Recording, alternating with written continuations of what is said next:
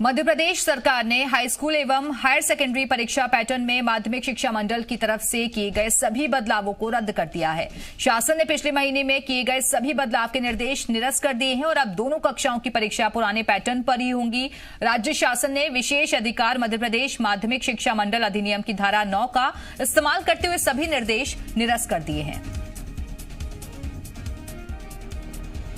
तो मध्य प्रदेश माध्यमिक शिक्षा मंडल अधिनियम की धारा 9 जिसे रद्द कर दिया गया है और पुराने वक्त में जो आदेश दिए गए थे, जो पैटर्न चल रहे थे, उन्हें फिलहाल के लिए निरस्त करने का फैसला लिया गया।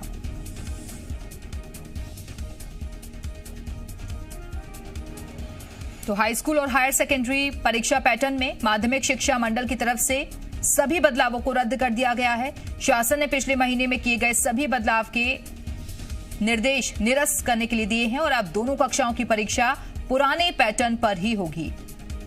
राज्य शासन ने विशेष अधिकार मध्य प्रदेश माध्यमिक शिक्षा मंडल अधिनियम की धारा 9 का इस्तेमाल करते हुए सभी निर्देश निरस्त कर दिए हैं। और हमारे साथ हमारे सहयोगी वैभव लगातार जुड़े हुए हैं। वैभव, ये पुराने जो आदेश चल रहे थे उन्हें निरस्त कर दिया गया है और अब पुराने पैटर्न पर ही होंगी परीक्षाएं।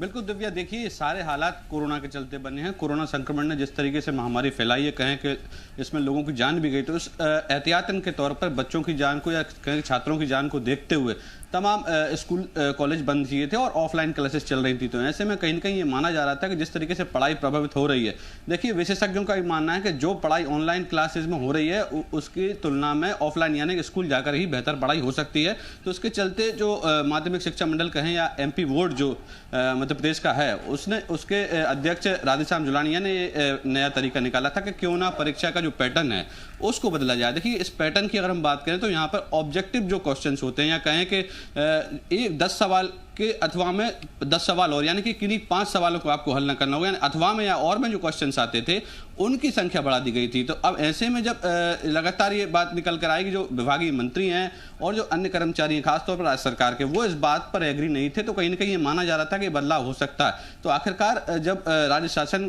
की इस पर नजर पड़ी और बारीकी से जब पूरी पड़ताल की गई तो कहीं ना कहीं ये माना गया कि इस परीक्षा के पैटर्न को बदलने से छात्र हैं, जो स्टूडेंट्स हैं, उनके अंदर कशमकश की स्थिति होगी। कहीं ना कहीं वो अलग बदलाव का महसूस करेंगे और जो रिजल्ट है वो बिगड़ सकता है। तो इसी स्थिति को देखते हुए ये पूरा बदलाव किया गया। माध्यमिक शिक्षा मंडल की जो धारा 9 है उस विशेष अधिकार का उपयोग यहाँ पर किया गया। तो अब कहीं ना कहीं ये मान सकते हैं कि जो पुराना जो पैटर्न था अब तक जो चला आ रहा था उसी पैटर्न पे अब बच्चों को एग्जाम देने, क्योंकि देखिए बच्चे भी पढ़ाई उसी विभाग पे कर रहे थे अब तक कि किस तरीके से एग्जाम दिया था। लेकिन अचानक से जब बच्चे स्कूल भी नहीं जाते हैं और क्लासेस भी नहीं लगती हैं, तो ऐसे में नया परीक्षा पैटर्न कहीं ना कहीं दिक्कत दे सकता था। उसी स्थिति को भांपते हुए राज्य शासन ने आदेश जारी किए हैं। बिल्कुल, तो MP बोर्ड ने ये अहम फैसला लिया है जहां पुराने पैटर्न के आधार पर ही इस बार की परीक्षा होंगी। वैभव, आप बने रहिएगा हमारे साथ, लौटेंगे आपके पास अगली खबर पर।